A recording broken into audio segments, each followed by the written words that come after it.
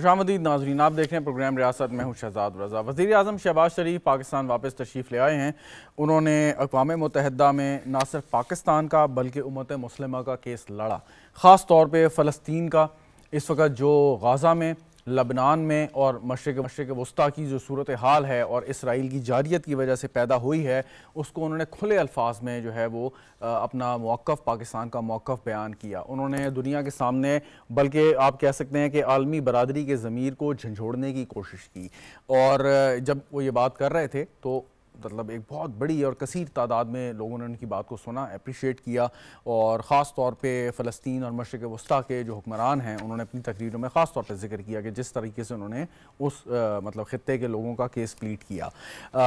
Israel जो भी करे या उसकी जो भी हिकमत अमली हो, जिस तरह की भी उसकी जारियत हो, जैसे वो मज़ालिम कर रहा हो, जो लोगों को कत्ल आम में मुलव्वस हो और ब्लेटेंट जिसको मर्डर आप कह सकते हैं उसमें मुलव्वस हो, अपनी जगह पे। लेकिन असल बात यह है कि जब तक ऐसी आवाज़ें मौजूद रहेंगी दुनिया में कि जो इसराइल की जारियत पर आवाज़ उठाती रहेंगी, बावजूद इसके कि उस पर आपको किसी किस्म का कोई फीड लाइक फॉल बैक आ सकता है, तब तक आप ये कह सकते हैं कि इसराइल अपने अज़ाइम में कामयाब नहीं होगा। और यही वो रुकावटें हैं इसराइल के अज़ाइम में कि जो इस वक्त हमारे सामने है। और यही बात आज वज़ीर इत्तलात अता तारड़ साहब ने अपनी प्रेस कॉन्फ्रेंस में की, जिन्होंने तफसील से जिक्र किया और अहाता किया तमाम तर उस दौरों का जो वज़ीर आज़म साहब का थे और उनके साथ उनकी जो मुलाकातें थीं। साथ साथ पाकिस्तान की मईशत का जिक्र किया। IMF का पैकेज अप्रूव हो गया, पाकिस्तान की मईशत सही सिमत में जा रही है, हमें क्या करना है आगे, किस तरीके से चलना है, ये भी अपनी मिसाल आप है। लेकिन जब हम मईशत की बहाली की बात करते हैं, हम जब बात करते हैं कि इस वक्त मुल्क में एक मुआशी इस्तेहकाम आना चाहिए, उसके लिए ज़रूरी है कि मुल्क में सियासी इस्तेहकाम हो, मुल्क में जो अमन कायम हो मुकम्मल तौर पे, ताकि हमारे जो लोकल और फॉरेन इन्वेस्टर्स हैं वो बग़ैर किसी खौफ व ख़तर के यहाँ पर सरमायाकारी करें। हमें किसी किस्म का कोई मसला ना हो पाकिस्तान में कारोबार करने का, हमारी मईशत ठीक तौर पे चले, हमारी तमाम तर तवानाइयाँ जो हैं वो मईशत की बहाली में सर्फ हों। लेकिन जब हमारी सियासी जो इस्तेहकाम की हम बात करते हैं, इंतशार जो पैदा करने की जो कुव्वतें कोशिश कर रही हैं वो भी आपके सामने हैं। जो पाकिस्तान तहरीक इंसाफ ने कुछ जलसे किए, ख़ास तौर पे खैबर पख्तूनख्वा के चीफ मिनिस्टर ने जिस तरीके से अपनी एक ज़बान इस्तेमाल की, उन्होंने रियासत को ललकारा, एक गोली के जवाब 10 गोली से मैं दूंगा, इस किस्म की उन्होंने गुफ्तगू की। और उन्होंने राग़िब किया, इंसाइट किया अपने कारकुनान को कि हम तशद्दुद करेंगे अगर हमारे साथ बकौल उनके कोई ऐसा गलत होगा, जो कि नहीं हुआ। उनको इजाज़त मिली जलसा करने की, वो नहीं कर सके, वो उनकी वो मर्जी है। लेकिन जब वो ये बात करते हैं कि हम तशद्दुद का जवाब देंगे और हम इस तरीके से इस किस्म की हरकतें करेंगे, या हम हमारे पास जो वसाइल हैं जो हमें कौम ने सौंपे हैं, वोटर्स ने हमें एक मैंडेट दिया है, उसकी खिलाफ वर्जी करते हुए, उन वसाइल का गलत इस्तेमाल करते हुए अपने सियासी और ज़ाती एजेंडे को आगे बढ़ाएंगे, तब गड़बड़ पैदा होगी। कल भी हमने सवाल उठाया था कि अगर एक सूबे का चीफ एग्जीक्यूटिव इस किस्म की गुफ्तगू कर रहा है तो उसका क्या मदावा है, कैसे उससे छुटकारा हासिल किया जा सकता है, किस तरीके से आप ऐसे शख्स के साथ डील कर सकते हैं, आइन में क्या इसकी गुंजाइश मौजूद है, कानून इसके बारे में क्या कहता है, सियासी तौर पे क्या मसालियत हो सकती है इस पे, वो सारी बातें अपनी जगह पे। लेकिन एक फैक्ट है कि एक पाकिस्तान का हम एक फेडरेशन है, हमारे 4 फेडरेटिंग यूनिट्स हैं और एक उसका जो यूनिट है, एक उसका जो हिस्सा है, वो और एक शख्स की वजह से या चंद अशखास की वजह से किसी गड़बड़ का शिकार है, सो उसके लिए रियासत क्या काम कर सकती है और क्या काम करना चाहिए, यही वो एक बुनियादी सवाल है। आज फिर अपने इस प्रोग्राम में हम उठाएंगे। हमें स्टूडियो में ज्वाइन करें वकार सती साहब, सीनियर तज्जियाकार हैं, बहुत बहुत शुक्रिया वकार सती साहब आपका। डॉक्टर जुल्फ़िकार भट्टी साहब, पाकिस्तान मुस्लिम लीग नवाज के रहनुमा हैं, आपका भी बहुत शुक्रिया। साजिद अहमद साहब, मुत्तहिदा कौमी मूवमेंट के रहनुमा, हमें कराची स्टूडियो से ज्वाइन कर रहे हैं, आपका भी सर बहुत बहुत शुक्रिया। कुछ देर में कादिर मंदोखेल साहब भी हमारे साथ मौजूद होंगे, पाकिस्तान पीपल्स पार्टी के रहनुमा। वकार साहब आपकी जाने बात हूँ मैं कि आज की प्रेस कॉन्फ्रेंस आपने देखी होगी, एक तरफ हम पाकिस्तान का केस लड़ रहे हैं, उम्मत मुस्लिमा का केस लड़ रहे हैं, माशी बहाली की बात कर रहे हैं, और दूसरी तरफ जो हमारे अपने यानी अपने से मुराद जो हमारे हमवतन हैं, बदकिस्मती से वही हमारी जड़ें काटने में लगे हुए हैं। फिर तो ये कि या तो हम उनको अलाउ कर देंगे जी जितनी जड़ें काटनी आप काटें, या हम उस मसले को जड़ से उखाड़ के फेंक दें। हल क्या है? बहुत शुक्रिया शहजाद साहब। देखिए, ये इस नहज तक पहुंचने में ना तकरीबन 2-1 साल लगे हैं। अप्रैल 2022 से लेके अब तक लोगों को ये चीज़ समझ नहीं आ रही थी कि ये जो सियासत की आड़ में जो एक इंतशार और फसाद जो फैलाने की कोशिश की जा रही थी, अब उसका एक्सट्रीम पीक उसका जो है वो आ चुका है कि इस वक्त जो हमें जो एक्टिविटी पाकिस्तान में होने जा रही है या जो हुई है वो उसका सिर्फ जो है वो पाकिस्तान उसका वो स्टेक होल्डर नहीं है, बल्कि और बहुत सारे वो ममालिक हैं, ये पूरा रीजन है। और अगर कोई सियासी जमात की आड़ में कोई तंजीम या कोई ऐसा गिरोह ये कहता है कि हम इस्लामाबाद पे आके चढ़ाई करेंगे या हम उसको बंद कर देंगे, तो ये तो वाज़ेह है कि ये पाकिस्तान की 25 करोड़ आवाम के मफाद में, उनके हक में नहीं है, ये किसी और के जो वो ख्वाब जो है उनके जो उनके हैंडलर्स बैठे हैं बाहर, जो पाकिस्तान में इंतशार चाहते हैं, जो मारामारी चाहते हैं। देखें बहुत सारी कुव्वतें हैं, वो कुव्वतें हैं जिन लोगों ने लीबिया का ये हाल किया, वो कुव्वतें हैं जिन लोगों ने अभी लिबनान का क्या हशर किया, जिन लोगों ने इराक को तबाह किया, जिन लोगों ने आधा मशरिक वस्ता तबाह कर दिया। नाम ले लें। देखिए नाम आपको नहीं पता कि इसराइल क्या कर रहा है, आपको नहीं पता कि हमारे दोस्तों की फहरिस्त में भी आता है, लेकिन अमेरिका हमारे साथ उसका वो एटीट्यूड वो क्या है, या आपको ये नहीं पता कि जो हमारा ये पड़ोसी मुल्क है, जो ये जो तंजीम है SCO, इसका भी वो एक मजबूत रुकन है, वो क्या उसकी क्या ख्वाहिश है, या वो उनकी हुकूमतें यानी कि आप कहते हैं कि पाकिस्तान तहरीक इंसाफ इजरायली एजेंडे पे काम कर रही है।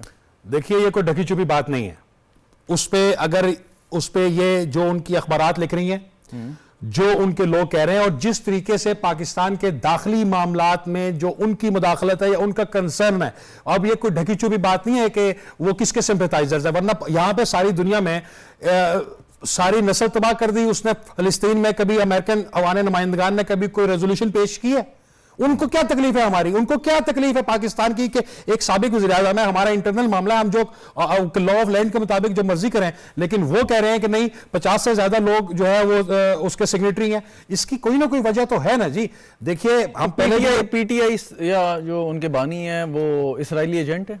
नहीं, मैं ये बात नहीं कहता कि वो इसराइली एजेंट है, लेकिन वो इनके जब एजेंट तो फिर कौन है वो? सर देखें जिसके बच्चे वहां पे हैं, जिसके बच्चे वहां पर वो पाल रहे हैं, वो कौन सी फैमिली है? मुझे एक चीज समझा। फिर जिस वक्त उनके एक जमात, उसका बानी, उसके दीगर रहनुमा, एक मुल्क है जिसका नाम है इजराइल, अगर उसके एजेंडे पे काम कर रहे हैं, पाकिस्तान मुखालिफ काम कर रहे हैं, तो उनको हम इजरायली एजेंट कहेंगे या क्या कहेंगे? देखिए शहजाद साहब, ये बात बड़ी वाज़ेह और दो टोक है। ये हम नहीं कह रहे, ये उनका अपना मीडिया कह रहा है, उनके अपने अखबारात कह रहे हैं कि जब आप क्या कहते हैं? बज़ाहिर जो शवाहिद है इसमें तो दो राय नहीं है, हम कैसे कह सकते हैं कि ये गलत है। अच्छा, और दूसरा जो अब आगे एक चीज अगर आपकी इजाजत हो तो मैं एक चीज सिर्फ नोट कर लूं। एक तो सिर्फ ये हो गया ना कि आपने कहा कि हर हफ्ते या हर महीने में 2-4 एहतजाज होते हैं और आते हैं। अभी जो 14-15 तारीख को यहाँ पे OIC की एक कॉन्फ्रेंस होने जा रही है, 17 ममालिक उसमें आ रहे हैं। 17 ममालिक जिसमें से पाकिस्तान, चीन, रूस और भारत वो हैं जो एटमी ममालिक हैं। 4 सेंट्रल एशिया के मिला के ये लोग जो है ये मुस्तकिल वो उसके रुकन है, जबकि ऑब्जर्वर के तौर के ऊपर अफगानिस्तान, ईरान, बेलारूस और मंगोलिया, जबकि जो इसके डायलॉग पार्टनर हैं उसमें सऊदी अरब है, तुर्की है और दीगर जो लोग हैं, इनका कोई ना कोई बंदा तो यहां आएगा ना, जाहिर है। और ये हम इसको कहते हैं कि CPEC 2 होने जा रहा है। इस पे जाहिर है मौशी बेहतरी होगी, वो तरक्की होगी, और उसी को निशाना बनाने के लिए वो कर रहे हैं। तो जो लोग ये कर रहे हैं, आप क्या समझते हैं कि वो पाकिस्तानी अवाम के हक में कर रहे हैं? आप बताइए। नहीं कर रहे, नहीं कर रहे, उनका अपना एजेंडा है। जुल्फ़िकार, आप क्या समझते हैं कि ये जमात, ये लीडर सो कॉल्ड, ये इजरायली एजेंट है? देखिए शहजाद भाई, अगर मैं कहता हूं तो कहेंगे ये पाकिस्तान मुस्लिम लीग नून के नहीं, आप खुद की अपनी राय का इज़हार करें, आपको आज़ादी है। नहीं, मैं बताता हूँ ना, मुस्लिम लीग नून के MNA हैं और ये हम पे इल्ज़ाम लगा रहे हैं, जैसा कि वकार साहब ने कहा है।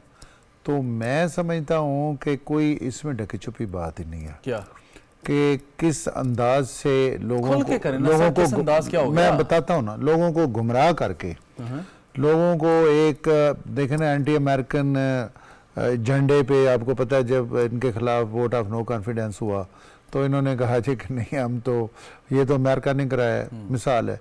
अब उनके पता है कि हमारी पाकिस्तानी कौम की अहमियत का, हमारी गैरत का और हमारी पाकिस्तानी कौम की माइंड का, कि वो इस्लाम को पसंद करते हैं और मगरब से उनका एक थोड़ा सा ठीक हो गया है।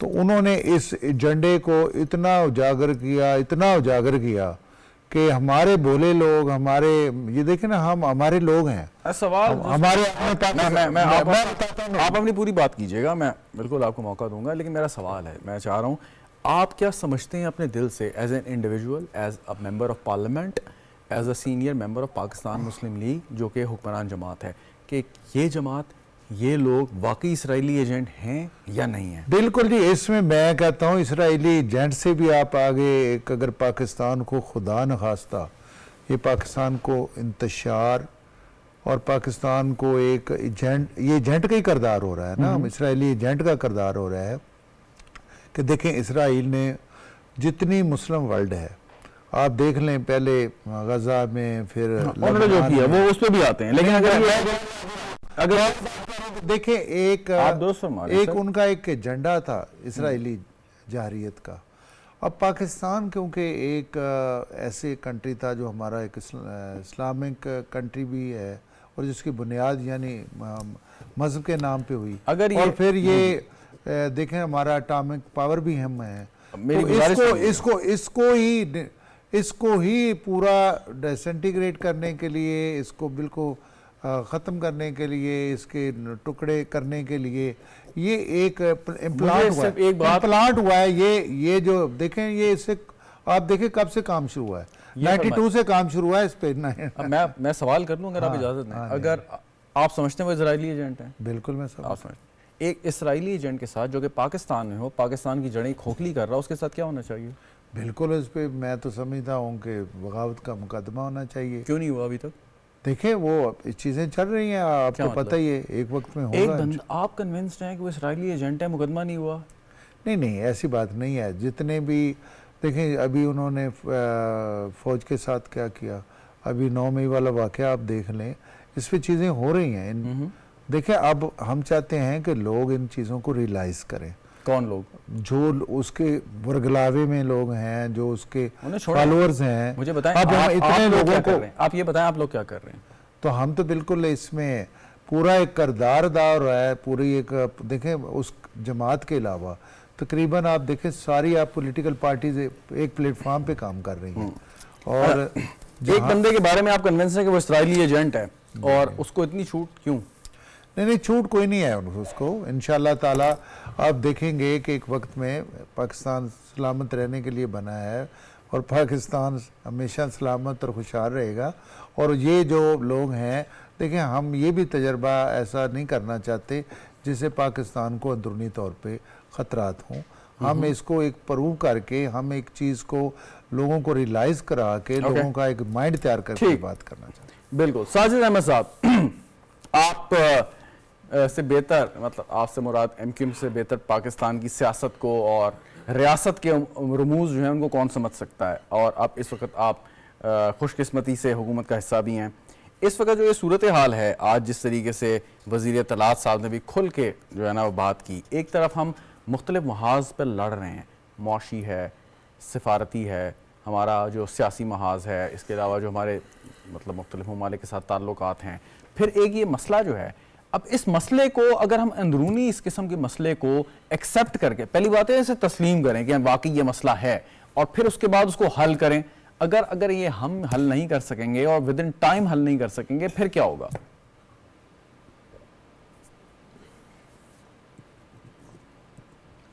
बिस्मिल्लाह, अस्सलाम वालेकुम।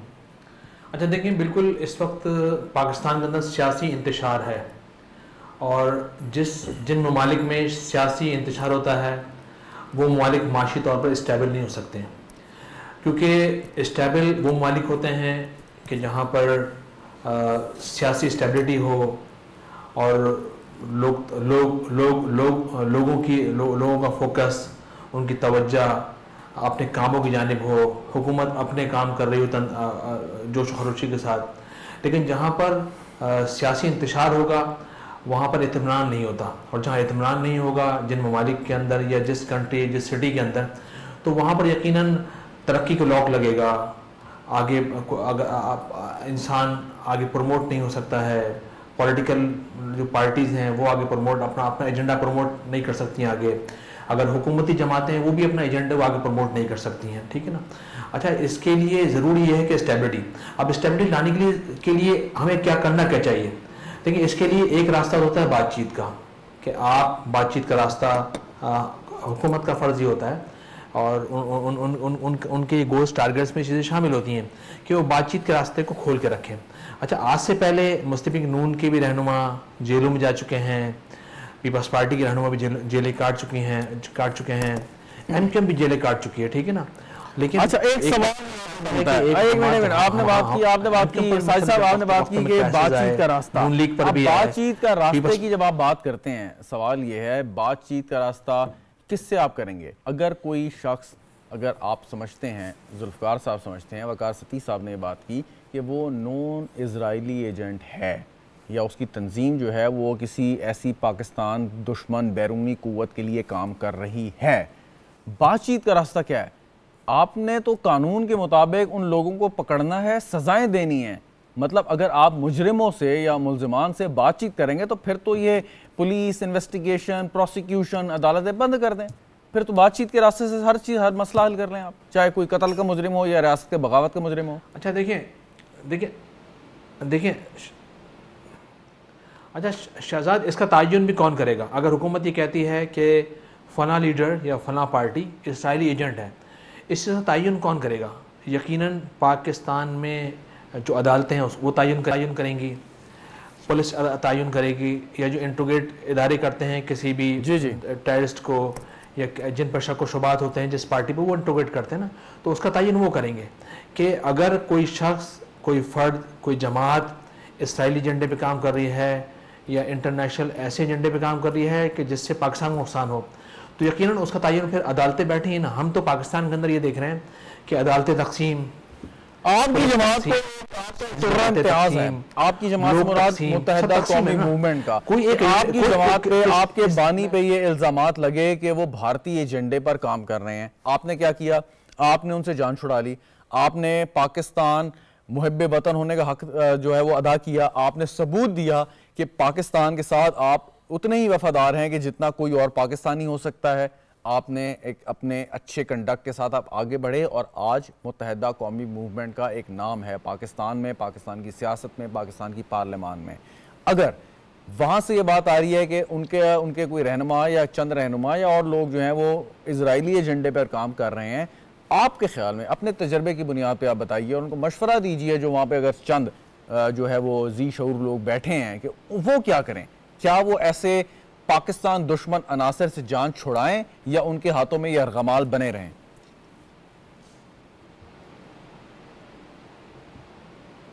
अच्छा देखिए, इस वक्त बात हो रही है इमरान खान की, ठीक है ना, या पाकिस्तान तहरीक इंसाफ की बात हो रही है। अगर हुकूमत के पास ये तमाम प्रूफ हैं कि वो इसराइली एजेंडे पे काम कर रहे हैं, तो मेरे ख्याल में एक्शन लेना चाहिए। इस वक्त वो जेल में हैं, केस चल रहा है उनका, ठीक है ना, और आगे चल के ये प्रूफ भी हो जाएगा। लेकिन इसके लिए ज़रूरी ये है, और देखिए पाकिस्तान के जो पॉलिटिकल हालात मुख्तलिफ वक्तों में मुख्तलिफ रहे हैं, ठीक है ना, मुख्तलिफ जमातों पे क्राइसिस आए हैं और क्राइसिस पास करके जमात आगे निकल गई, ठीक है ना। अच्छा, इस वक्त पीटीआई, क्योंकि 9 मई का एक एक्शन हमने देखा है, जो कुछ पाकिस्तान तहरीक इंसाफ के लोगों ने किया। इससे पहले जो धरना दिया था उस वक्त नवाज शरीफ साहब की गवर्नमेंट थी, वो नवाज शरीफ साहब खुद प्राइम मिनिस्टर ऑफ पाकिस्तान थे। सुप्रीम कोर्ट पर हमला किया गया, पीटीवी पे हमला किया गया, पार्लियामेंट पे हमला किया गया। वैसे तो प्रूफ बहुत सारे हैं, लेकिन स्टैंड कौन लेगा? अच्छा, हम और आप एक आवाज़ हैं, हम और आप एक राय दे सकते हैं, हम और आप पूरे पॉलिटिकल हालात को देखकर, सिनेरियो को देखकर एक बात कर सकते हैं कि ठीक है, ये लोग, इनका टारगेट्स, इनके गोल्स ये हैं और इन पर ये स्टैंड होना चाहिए। अब अगर ये प्रूव हो गया है कि वो इसराइली एजेंट हैं, फाइन, और इसराइली एजेंट, मैं वापस आता हूं आपकी जाने, वापस मैं वापस आपकी जाने आता हूं, जरा वकार सती साहब के पास जाऊंगा मैं। इजरायली एजेंडा है क्या? पाकिस्तान को डिस्टेबलाइज करना।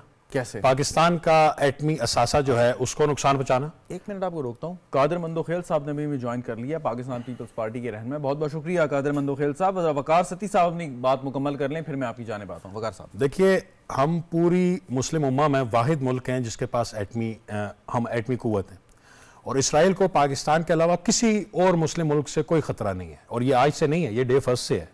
और हमने हमारे जो सफारती ताल्लुकात हैं वो भी आपको पता है कि अभी तक इन 70 साल से ज़्यादा अरसा हो गया और एक पोजीशन ली हुई है। हालांकि फ़लस्तीन के पड़ोसी ममालिक जो है वो तो सरेंडर कर चुके हैं और कई दफ़ा इजराइल ने भी ये ख्वाहिश जाहिर की कि हम उन्हें तस्लीम कर लें। सर जी उसको तस्लीम अगर हम ये कर लेते या उनकी ख्वाहिश वो पूरी हो जाती तो आज ये हमारे हालात ना होते। मुआशी तौर पर बहुत बेहतर हो सकते थे, बहुत बेहतर हो सकते थे। हमने प्रिंसिपल स्टैंड लिया, हम प्रिंसिपल स्टैंड लिया। हमारे दाएं बाएं जो ममालिक है आप देखें कि इसराइल की मदद से कहां पहुंच गए हैं वो। अच्छा, लेकिन इसका मतलब हुआ कि आसान लफ्जों में कि इजराइल का एजेंडा ये है कि पाकिस्तान का एटमी प्रोग्राम है उसको खत्म कर दे, तबाह कर दे।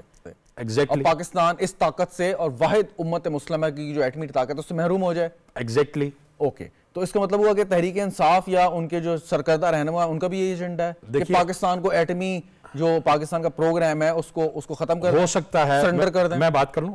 देखें आप सबसे पहले ये देखें कि इसराइल का जो मुस्लिम उम्मा के साथ जो रवैया था या जिन ममालिक में उसने कार्रवाइयां की हैं, इराक का एटमी प्लांट कैसे तबाह किया था उसने, लीबिया के साथ उसने क्या किया है, या अब उर्दन के साथ क्या कर रहा है, फलस्तीनियों के साथ तो जो कर रहा है, ईरान के साथ क्या कर रहा है, ये सारा उसका अब हम उसके टारगेट पे हैं। जाहिर है हमारे साथ बराह रास्त तो उसका ना बॉर्डर ना कुछ है, वो कभी इंडिया के जरिए करता है कभी कहां से करता है। लेकिन इस वक्त की जो सूरत हाल है, इस वक्त जो नुकसान, मैं पूरी पीटीआई को नहीं कहता, लेकिन जो नुकसान इमरान खान साहब ने या बानी पीटीआई ने इन 2-4 सालों में पाकिस्तान को पहुंचाया है, इंडिया और पाकिस्तान मुखालिफ तमाम कुव्वतें मिलकर 70 सालों में अरबों खरबों डॉलर लगा के भी नहीं कर सकी। अच्छा, जिस तरीके से उसी नुक्ते पे मेरी बात सुन, उसी नुक्ते पे इजराइल का एक मतलब ऑब्जेक्टिव है और बड़ा कोर और प्राइम ऑब्जेक्टिव है कि पाकिस्तान को जो वाहिद उम्मत मुस्लिमा की न्यूक्लियर ताकत है उसको इस ताकत से महरूम कर दे।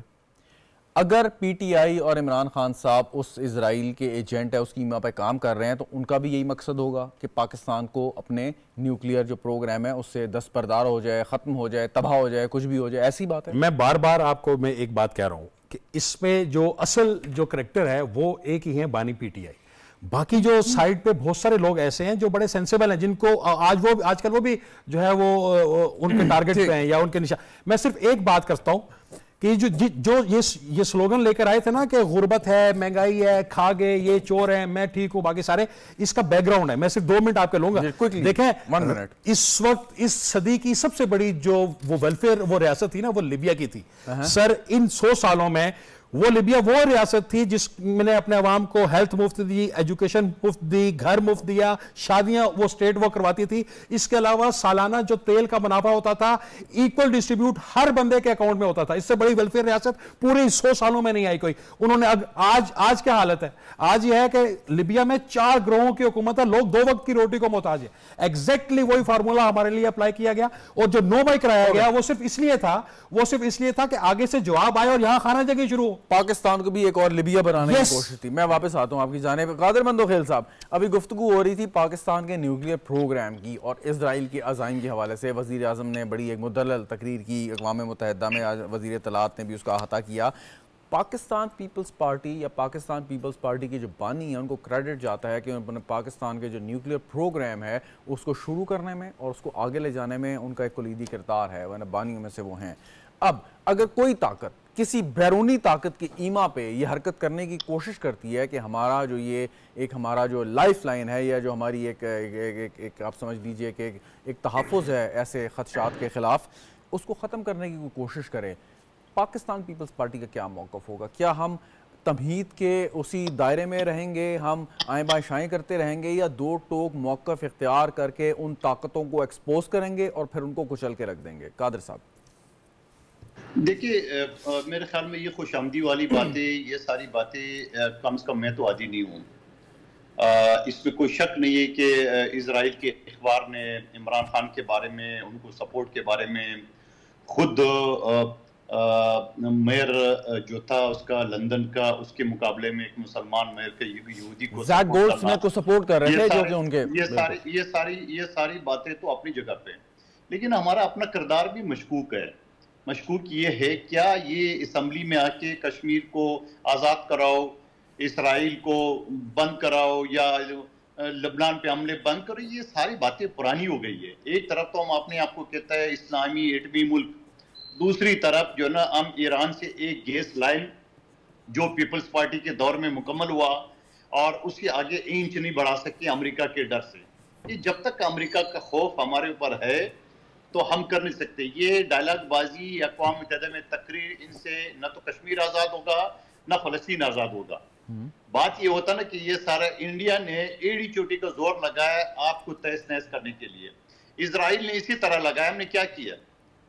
इस्लाम में कहता है कि अगर जुल्म को देखो तो ताकत से रोको, दूसरे दर्जे में ज़बान से रोको, तीसरे दर्जे में आप दिल में बुरा कहो। तो मेरे ख्याल में वो तीसरे दर्जे के भी हम लायक नहीं है जो हमने किया। हमने क्या किया? हमने क्या सऊदी अरब के साथ, जिसने इजराइल के साथ ताल्लुकात बढ़ाए, हमने उसके ऊपर कोई नाराजगी जाहिर की है? क्या यूएई ने उनके साथ ताल्लुकात बढ़ाने की और उसको तस्लीम करने पे हमने कोई नाराजगी जाहिर की?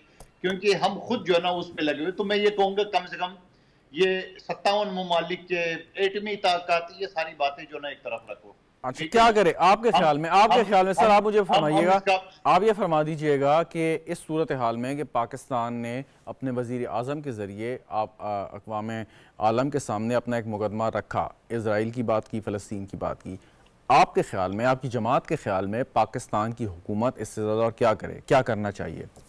इससे ज़्यादा कर भी नहीं सकती है ना। ये तो मेरा ये कहना है, इससे ज़्यादा कर भी नहीं सकती है।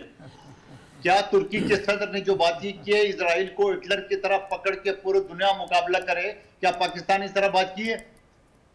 कम से कम वो बात तो करो जो तुर्की ने की है। अच्छा, तुर्की ने अगर सर वो बात की है तो क्या वो बात हो गई?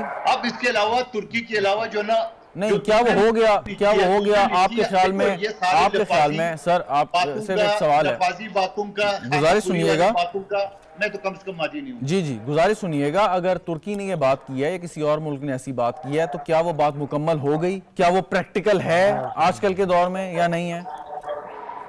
तो फिर आप ये कहते कि ये जो हमने बात की इसका भी कोई ताल्लुक नहीं है इम्प्लीमेंट से, इसका कोई ताल्लुक नहीं है इसके वो करने के बाद सिर्फ और सिर्फ हमने खाना पूरी कर लिया। अच्छा, लेकिन हम अंदरूनी सियासी सूरत हाल की भी बात कर रहे थे जिसकी तरफ मैंने आपसे सवाल किया। सियासी सूरत हाल में पाकिस्तान ने क्या रोल अदा किए इस्लामी ममालिक को इकट्ठा करने के लिए?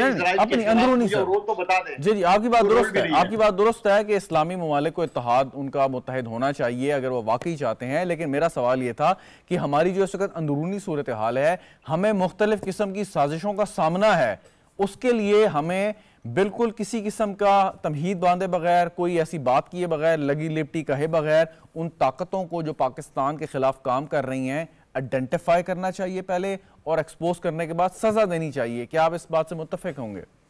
देखिए, ये सारे करतूत भी हमने पैदा की है।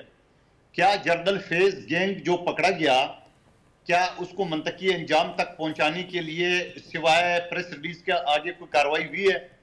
क्या जनरल फेज ने खुद, जब वो कोर कमांडर पेशावर था, मुझे ISI हेडक्वार्टर कराची में बुलाया और वहां मुझे MNA की ऑफर, सेनेटर की ऑफर, 15-20 करोड़ की ऑफर, और बाद में जब इनकार किया तो कत्ल की धमकियां? क्या उसके लिए कोई एक्शन हुआ? ये बात मैं आज नहीं कर रहा हूं, 20 अप्रैल 2022 का आपने उन ऑफर्स को एक्सेप्ट किया या रिजेक्ट किया? मैं एक चीज ये कह रहा हूं कि सर गुजारिश सुन लेना, 2022 को बात तो सुन लें सेनेटर साहब, बात सुन लीजिएगा, बात सुन लीजिए। बात की है सर, मैं गुजारिश सुन लीजिएगा। जो अभी बैठा हुआ है जेल में, इसके साथ बाकी लिंक क्यों नहीं पकड़ा गया? गुजारिश सुन लें, क्यों इस चीज को हम सियासी आपको जो ऑफर्स हुई सेनेटर बनने की, MNA बनने की, 15-20 करोड़ रुपए लेने की, क्या आपने उनको एक्सेप्ट किया या रिजेक्ट किया? देखिए, अगर मैं एक्सेप्ट करता तो मैं उस दिनों में MNA बनता, सेनेटर बनता। आपने रिजेक्ट कर दिया, आपने इनकार कर दिया, आपने असूली मौक़िफ़ इख्तियार करते हुए, हाँ ये नाम है ना, आपने इनकार कर दिया, आपने रिजेक्ट कर दिया, राइट? लेकिन मैं ये कहना चाह रहा हूं, मैंने उस वक्त बात की थी जब ये कोर कमांडर, फाइन, लेकिन आपने इनकार कर दिया तो उसके बाद जो आपको कत्ल करने वाला, गुजारिश सुन लेना सर, गुजारिश सुन, पैदा करने वाला और इस मुल्क को इस तरह तहस नहस करने, गुजारिश सुने, आपने इस रिश्वत की ऑफर को, आपने इन सारी चीजों को, उसका इनकार आपने कर दिया, वेरी राइट, बहुत आपने असूली मौक़िफ़ न अपनाया, लेकिन जो आपको कत्ल की धमकी दी, आपको वो कत्ल भी नहीं कर सके। मतलब फिर कहने का मतलब यह है, अगर कोई शख्स असूली मौक़िफ़ पे डट जाए तो कोई भी ऐसी ताकत हो कि जो कि गलत साइड पे खड़ी है, वो कामयाब नहीं हो सकती। यही बात है ना? देखिए, ये शख्स जनरल फेज का एक गैंग था जो लोगों को कत्ल गारत करा था। ये शख्स था जो एक MNA को बचाने के लिए उसने जो मेरे साथ की है, लेकिन मैं वकील हूं, मैंने सारे सबूत रख दिए हैं। ठीक, मैंने उस वक्त भी अपने छोटे भाई को टेलीफोन पे कहा है कि मुझे कत्ल किया जा रहा है, अगर कत्ल हो जाऊं तो FIR काट देना। अल्लाह ना करे, अल्लाह ना करे। आप मैं बात कर रहा हूं ना, मैं वकील हूं, अल्लाह ने मुझे बचाना बचा लिया, मगर मैंने कानूनी सारे रास्ते। अल्लाह ना करे सर, और ऐसा कभी ऐसा चाह रहा हूं जो आप बात इमरान खान की कर रहे हैं, इस इमरान खान को पैदा करने वाला गैंगस्टर जनरल फैज है। अच्छा चलें, ठीक, लेकिन हम यही बात करेंगे, अल्लाह ना करे कोई ऐसा हादसा आपके साथ हो और बिल्कुल आप पाकिस्तान की तामीर और तरक्की में अपना एक जो भी आपका किरदार है वो आप अदा करते हैं। जुल्फ़िकार साहब, अब जब ये बात आगे बढ़ती है तो असल में हमारा काम तो ये है कि हम यहाँ पे आप हुकूमत इस्लाहात लेके आए, मुआशी तरक्की पाकिस्तान करे, उसके लिए ज़रूरी है कि आपको एक साजगार हालात मैसर आएँ। अब वो साजगार हालात जो है वो कैसे मैसर आएंगे? बातचीत के ज़रिए आएंगे या जिन लोगों के खिलाफ कोई आपके पास सबूत हैं उनको बगैर किसी हीलो जत के कड़ी से कड़ी सजा दे दें और एक दफ़ा सफाया कर दें, फिर आप कहें कि जी हमने तरक्की करनी है? अच्छा देखें, मैं आपसे ये अर्ज़ करूं कि हमने तो उनको बातचीत की भी ऑफ़र दी। आपको पता है कि जब मियाँ शहबाज शरीफ साहब लीडर ऑफ दी अपोजिशन थे तो उन्होंने असम्बली के फ्लोर पे मिसाक के मईशत के लिए, उस वक्त वज़ीर आज़म इमरान खान थे, उससे आगे बढ़े ना, अब उन्होंने एक्सेप्ट नहीं किया। अब दूसरा तरीका यही है कि जितने भी इसके कल्प्रिट्स हैं, देखें 9 मई वाले हैं, पहले तो आप एक्सेप्ट करें ना कि हैं भी कि नहीं है ना भाई, क्यों नहीं है? आप लोग तो करते भी नहीं ना, मसला नहीं, किसने कहा नहीं करते? देखें जितने भी हैं हम एक्सेप्ट करते हैं, तभी हम इंतजार नहीं फैलाने देते। भाई अगर आप समझते हैं कि वो कल्प्रेट हैं और वाकई वो हैं तो क्या हमारी रियासत जो है वो इतनी कैपेबल नहीं है कि उनके खिलाफ जो सबूत, देखिए रियासत भाई आप सबूत लेके अदालत में उनको सजा दें,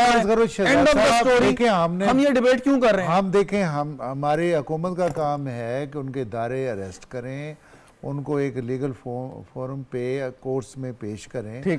अभी आप जजेस का हाल तो देख रहे हैं ना, मैं जुडिशरी का हाल देख रहे हैं कि जुडिशरी क्या कर रही है। मेरी आप बात सुनिए, गुजारिश है कि आप जितने से जितने लोग वीडियो देख रहे हैं, लोग देखें, कोर्स ये देख रही हैं कि यहाँ वीडियो चल रही है, लोग देख रहे हैं कि ये जनाब उसकी साथ ऑडियो वीडियो और सारा कुछ चल रहा है, और सारा इंतशार भी देख रहे हैं, हमले भी देख रहे हैं। आप खुद आपने और फौजी तमसीबात पे सारी जो हमला आवर हो रहे हैं वो भी देख रहे हैं, और फिर उसके बाद उनकी जमानतें ली जा रही हैं। मैं चाहूँगा एक चीज़ आप जो है ना फरमा दें कि आप पार्लियामेंटेरियन हैं, कानून आइन को आप बहुत बेहतर समझते हैं हम सब लोगों से। अगर अदालत के सामने आप कोई ठोस सबूत लेके जाते हैं, रिगार्डलेस के जजेस के माबैन क्या खतो किताबत हो रही है उससे कतई नजर, अगर आप लेके जाते हैं माजरत के साथ, कैसे मुमकिन है कि कोई शख्स आप माजरत के साथ पाकिस्तानी अदलिया का जो रिकॉर्ड है, आपको पता नहीं है कि 99 में कहाँ पे इसी सुप्रीम कोर्ट ने, सुप्रीम कोर्ट के 99 में ना जाए ना सर, बहुत ना, मेरी बात सुन लें ना, उन्होंने ये ना सिर्फ मार्शल लॉ को जायज़ करार दिया बल्कि ये भी कहा कि एक बंदा इसमें आइन में भी तरमीम कर सकता है। आपने भुट्टो साहब का केस नहीं देखा? अच्छा, क्या क्या क्या क्या क्या क्या आपने इकदाम उठाया जस्टिस इरशाद हसन खान साहब के खिलाफ? देखें, उसमें आपके बाद में नजरसानी के फैसले भी हुए। मैं तो आपसे सवाल करूंगा ना कि आप एक हवाला देते हैं 99 का, क्या इरशाद हसन खान साहब के खिलाफ आपने? देखिए, जब हम इफ्तिखार चौधरी साहब जो आपने इकदाम किया उनके खिलाफ, जब हम लेजिस्लेशन करते हैं तो एक शोर मच जाता है। मुझे सिर्फ ये एक सवाल का जवाब दे दें, आप कन्विंस्ड हैं 100% कि ये शख्स इसराइली एजेंट है, इनकी जमात इसराइली एजेंडे पे काम कर रही है? कौन सा ऐसा केस है जो अभी तक बना हो कि वाकई ये इसराइली एजेंट है? कौन सा ऐसा केस है जो इन्वेस्टिगेट हो रहा हो, अदालत के फोरम तक गया हो? नहीं, सारे केस बन रहे हैं और आपके सामने हैं सारे। चले वकार साहब आप बताइए। देखिए, मुझे 2 मिनट देंगे, मैं ये दोनों जो आपका एक मैंने वो साजिद साहब के पास जाना है। ठीक है, आप कर लें, लेकिन मैं आपका ये ताखीर क्यों हो रही है और केसेस क्या है मैं आपको अभी साबित कर दूं। मैं फिर आता हूँ कुछ भाई, एक छोटी सी बात अर्ज करूं सर। मैं जरा थोड़ा सा कादर मंदोखेल साहब का, वो हमारे भाई हैं, हमारे लाइज हैं। देखें, हदीस पाक है कि जब कोई बुराई देख रहे हों तो उसको हाथ से रोकें। सेकंड उसका दर्जा है कि आप जुबान से रोकें। थर्ड दर्जा है कि आप दिल में उसको बुरा जान, दिल से बुरा कहें। ठीक हो गया? देखिए, पाकिस्तान ने आज तक, जी सर मैं आता हूं आपकी जाने, पाकिस्तान ने आज तक आज तक इसराइल को तस्लीम नहीं किया। हमारे वज़ीर आज़म ने कितने खुले अल्फाज से इसराइली जहरियत की मजम्मत की। इसके देखें, अब बाकी बातें ये हैं कि हमारे अपने जो मसाइल और हमारा, हम ऐसा तो नहीं हो सकता कि हम यहाँ से एटम बम लें और इसराइल पे जाके कह भी नहीं रहा। बिल्कुल, ये एक इंटरनेशनल एग्रीमेंट्स हैं। बिल्कुल एग्जैक्टली। जी साजिद साहब प्लीज आप कुछ ऐड करना चाह रहे हैं, फिर मैं सवाल कर लेता हूँ अगर आप कुछ कहना चाहते हैं पहले।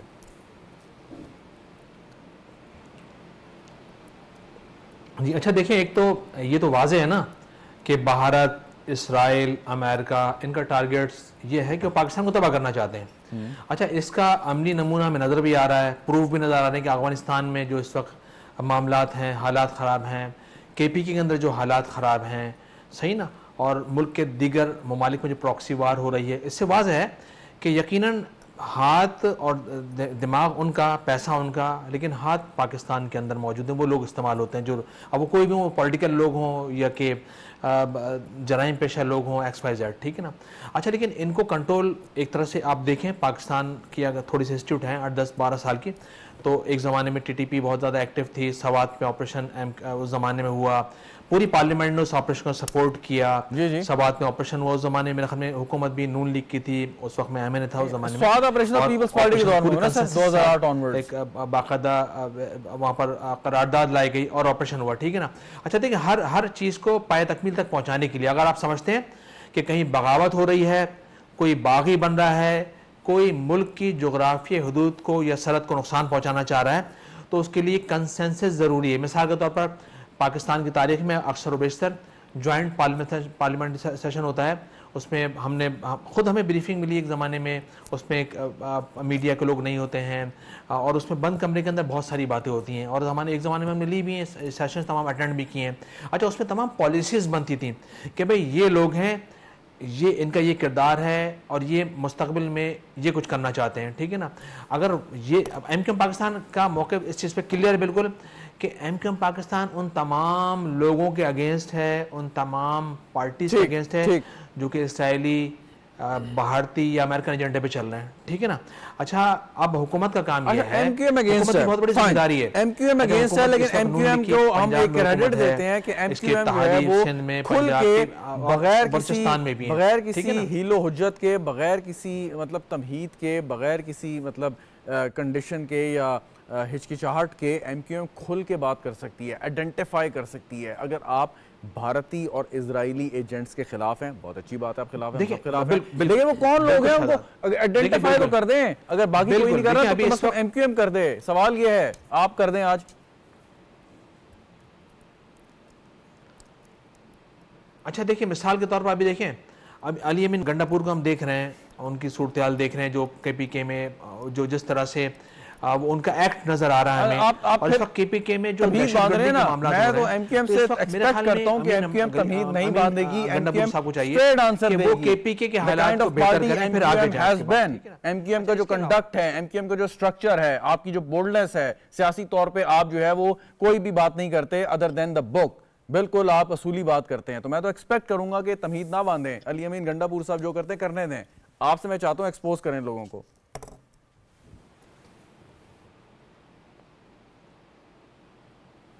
अच्छा, देखें शहजाद, ये एक्सपोज करना इंटेलिजेंस इदारों का काम होता है। इस वक्त हुकूमत के पास वज़ारत दाखिला, वफाकी वज़ीर दाखिला मौजूद है, ठीक है ना, और हुकूमत बहुत सारी चीज़ों में हमें, देखें, MQM का शिकवा इस वक्त क्या है, MQM का शिकवा भी ये है कि मौजूदा हुकूमत हमें एतमाद में किसी मामले में लेती नहीं है। अभी अगर किसी कोई भी अगर अमेंडमेंट किसी कानून में करवाने जा रहे हैं और इस वक्त होने जा रही है, तो उसमें MQM को एतमाद में मौजूदा हुकूमत नहीं ले रही। कराची में हम डेवलपमेंट की बात करते हैं, हम हैदराबाद, मीरपुर खास, वहाँ डेवलपमेंट की बात कर रहे हैं, डेवलपमेंट की मद में फंड नहीं दिए जा रहे कराची, हैदराबाद, मीरपुर खास को। हमारा तो शिकवा के साथ है ना, और हमने 8 महीने पहले इनका साथ भी दिया था, हमने नून लीग का साथ भी दिया था ना। ठीक, साथ आपने दिया था। कादिर मंदोखेल साहब कुछ कहना चाह रहे थे, प्लीज गो अहेड।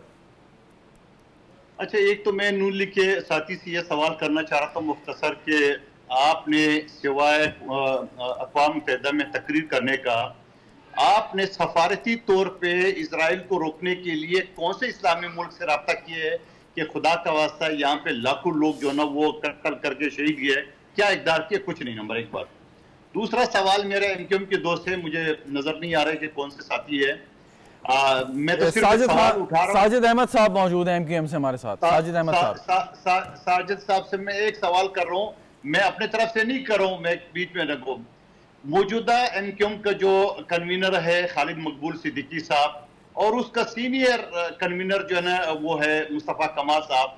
मुस्तफ़ा कमाल साहब ने उनके बारे में कहा कि ये हिंदुस्तान का एजेंट है और ये रा का एजेंट है, और ये पासपोर्ट जो ना उसके खालिद मकबूल सिद्दीकी का वो हिंदुस्तान का है। उसके बारे में वो जरा बता दी कि गुजारिश करूं, कादिर मंदोला साहब गुजारिश करूं आपसे, मैं सिर्फ इनके दोनों कन्वीनर और डिप्टी कन्वीनर के बीच में एक सर गुजारिश है कादिर साहब, एक गुजारिश है आपसे। गुजारिश ये है कि इस वक्त हम जो इंट्रा पार्टी पॉलिटिक्स है, कौन किसके बारे में क्या कह रहा है, उससे बढ़ के आगे बात करें। आपका पहला सवाल बड़ा वैलिड है कि पाकिस्तान मुस्लिम लीग नवाज हुक्मरान जमात है, उन्होंने अच्छा शहजाद एक मिनट, एक सर मैं साजिद साहब मैं आप जवाब दीजिएगा, मैं आपकी जानिब आऊंगा, लेकिन वो पहले एक सवाल था जुल्फकार साहब से। तो एक मिनट का सवाल है। जी जी जी जी देखिए, मुझे बड़ी खुशी है उन्होंने ये सवाल किया। किस किस मुल्क से रब्ता किया है को रुकवाने के लिए? आप पहली बात ये देखें कि जब मियां शहबाज शरीफ साहब ने जनरल असम्बली में ये तकरीर की, तो उसके बाद आप बताएं कि जितने इस्लामिक कंट्री थे और बल्कि उससे और भी दूसरे कंट्रीज में ने भी उस बाइकाट में हिस्सा लिया, और वो सारे असम्बली का इजराइली वज़ीर आज़म की तकरीर का बाइकआउट। मेरी अर्ज सुन लेना, इसका मतलब ये हुआ कि हमने उनसे हमने देखिए मंदोखेल साहब जरा जवाब दे लें, सवाल किया तो जवाब ले लेते हैं। बाइकाट का मैं सवाल करूं कि वो शहबाज शरीफ साहब के मुताबिक जी जी जी जी आपकी बात दुरुस्त है, रिकॉर्ड पे आएगी, आपने सवाल किया है, जुल्फकार साहब जवाब दे रहे हैं आपकी बात का, वो जरा सुन लेते हैं पहले। मेरे मंदोखेल साहब बड़े भाई भी हैं, आप जवाब दीजिए, वकील भी हैं, दोस्त भी हैं। देखें, उसके बाद अगर हमने किसी ममालिक से या किसी मुल्क से बात नहीं की या हमारा कोई नहीं था, तो उस वक्त क्यों सारे सिर्फ शहबाज साहब को बाहर आना चाहिए था और हमारे वज़ीर आज़म के अलावा कोई हम साथ न देता? तो ये हमारी सबसे बड़ी एक सफारती कामयाबी है कि दुनिया के मोस्ट ऑफ कंट्रीज़ के जो डेलीगेट्स थे वो उसी वक्त उस बाइकाट में बाहर आए, और इसको अक़वाम मुत्तहिदा में सबसे ज़्यादा मियां साहब की तकरीर को पसंद किया गया, देखा गया पूरे इस्लामिक और देखा भी गया। अब इसके बाद तो आप ये नहीं कह सकते कि हमारी सफारती कामयाबी नहीं है, आप नहीं कह सकते कि अपना पॉइंट ऑफ व्यू है, लेकिन आपको रिकॉर्ड जी कुछ क्या कहेंगे, फिर आगे जाता हूं। शहजाद, इसमें जो इसराइल का जहां तक मामला है ना, हम पाकिस्तान का कंपैरिजन किसी मुल्क के साथ नहीं कर सकते, बिलखुसूस किसी इस्लामी मुल्क के साथ नहीं कर सकते। मुझे बताएं, जितने बड़े बड़े आप ये खलीजी ममालिक देख लें, इवन तुर्की की बात की मंदोखेल साहब ने, तुर्की तो खुद ट्रेड करता है, अरबों डॉलर का ट्रेड करता है, वो सिर्फ उनका एक मजाज है, सल्तनत उस्मानिया से लेके अब तक हम देख रहे हैं, लेकिन वो कहते कुछ हैं करते कुछ हैं। पाकिस्तान वाहिद मुल्क है, कोई हुकूमत, कोई रियासत, कोई बंदा कोई बात नहीं कर सकता। इसराइल के साथ 25 करोड़ लोग जो हैं उनका एक ही मौक़िफ़ है, और अभी तक यही है कि आज तक कोई स्टेप ऐसा नहीं लिया गया। जहां तक मियां मोहम्मद शहबाज शरीफ वाली 25 करोड़ लोगों में वो पीटीआई के भी लोग हैं जिनको देखिए, पीटीआई की जहां तक बात है ना, आप बार बार ये कह रहे हैं कि ये एक तो ताखीर क्यों हो रही है, और है क्या, ये तो कुदरती तौर के ऊपर इसराइल के खुद जो है एविडेंस सामने आ रहे हैं।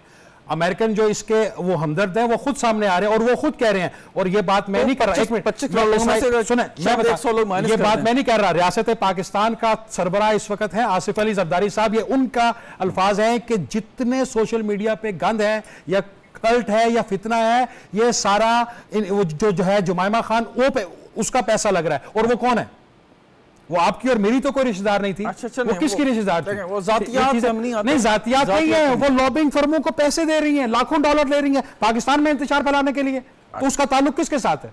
ठीक, मेरा सवाल अब यहाँ पे आएगा कि जब इतने हम कन्विंस्ड हैं, तो आज तक कोई इसके बारे में, मैं बताता हूँ, तफ्तीश हो रही होगी, तहकीकात हो रही होंगी, लेकिन अब मेरी गुजारिश सुन लीजिएगा, तहकीकात हो रही होंगी, इन्वेस्टिगेशन हो रही होगी, लेकिन मुझ जैसे लोगों को, आम आवाम को ये चाहिए कि एक इजरायली एजेंट है, वो एक्सपोज हो चुका है, उसका मुकदमा अदालत में है, अदालत उससे सवाल कर रही है, वकील उससे सवाल कर रहे हैं कि आप इजराइल के लिए क्यों काम करते हैं पाकिस्तान के खिलाफ, वो कब आएगा? अब मैं एक अर्ज करूं, 2 मिनट सिर्फ मुझे दीजिएगा, मैं आपका मुद्दा बिल्कुल समझ गया हूं।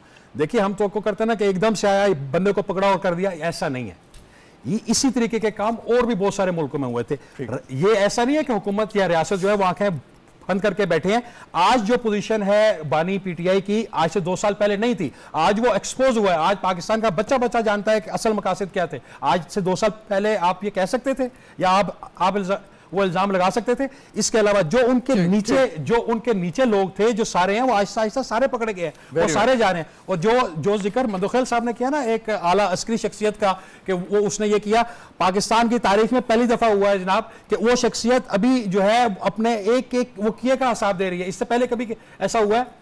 फौज ने 9 मई के बाद सबसे पहले अपने घर में सफाई की और 130 से ज्यादा अफसरान के खिलाफ कार्रवाई की। क्या सियासतदानों ने की? पॉइंट वकार साहब, कादिर मंदोखेल साहब, फाइनली ये फरमाइएगा कि आपके लीडरान को, जितने भी टॉप लीडर्स हैं पाकिस्तान पीपल्स पार्टी के, उनको ये जमात, इनके रहनुमा जो है वो चोर डाकू के नाम से याद करते हैं। आपके ख्याल में मौजूदा हालात में इस जमात को कैसे डील करना चाहिए हुकूमत को या रियासत को?